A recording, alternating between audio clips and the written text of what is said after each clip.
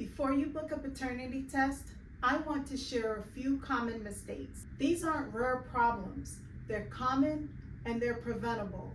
I'm based in East Orange, New Jersey, and I help clients across Essex County, nearby New York, and beyond. So I'm going to walk you through what tends to go wrong before results even come back. Let's get into it. First, not understanding the importance of choosing a legal paternity test when there's any chance your situation could change.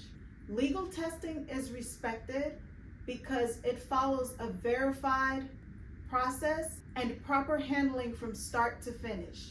When both parents are available, a legal test that includes the mother, the father, and the child is often the most respected option. In some cases, including the mother may be recommended or required by whoever will rely on the results. A lot of people start with a test option that is quickest or cheapest. Then later, the situation changes, someone becomes unavailable, and retesting becomes a headache. Starting with legal testing can save time, money, and frustrations later. Second, misinterpreting results. This happens all the time. People read one word and then they react. Some people see the word excluded and they'll either panic or they'll start to celebrate without fully understanding what the report is actually saying. Paternity reports use specific wording. If you're unsure about what your paternity results mean, the best move is to ask questions before you react, share it, or make decisions around it. When you come to Paternity Pros in East Orange for testing, we take a moment at the end of your appointment. While we're sealing your samples in your presence, we explain what to expect, how results are typically worded, and what happens next. That way, results don't hit you out of nowhere. Remember, clarity first, then action. Third, sharing results with unnecessary, untested parties. Once you forward a report or send a screenshot, you lose control of where it goes, who sees it, and how it may be used later. In the moment, results can bring relief, and some people may be tempted to share it to prove a point. That usually backfires. A paternity report contains sensitive information. It should stay with the tested parties and only be shared with people who genuinely need it. Fourth, trusting the process to be handled casually, especially with non-legal testing. This isn't about distrusting people. It's about protecting the integrity of the samples and the results. You don't want samples sitting around where others have access to them.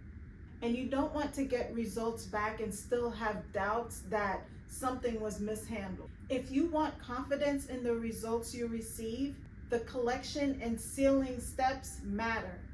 That's one reason why people prefer to come to Paternity Pros for collection, even when testing for personal knowledge. Fifth, assuming you can't test because someone is in a different state or a different country. I hear this all the time. I'm in a different state, so I don't think we'll be able to do the test until I travel there. Most of the time, distance doesn't make testing impossible. It usually takes a little more planning, coordination, and maybe a little more time if someone's outside the United States. I've helped clients nationally, and I've also worked alongside doctors and attorneys to help clients in Guyana, Brazil, Haiti, Jamaica, Ecuador, just to name a few. The key is coordination, not necessarily location. Six, waiting because it feels too expensive. Money can be a real issue, and I respect that, but waiting can lead to a more expensive option later, especially if circumstances change and access to individuals become more complicated. In many cases, you can start with a deposit rather than paying in full the same day. The goal is to move forward while the process is still straightforward. rather than waiting until it becomes urgent or difficult. And in some situations, delaying too long can lead to postmortem testing becoming the only option, which is typically more complex. Postmortem testing is very sensitive. When someone passes, establishing paternity may not be the first thing you want to think about while grieving. At the same time, there are situations where establishing paternity can protect a child when documentation is required for benefits, records, or family matters.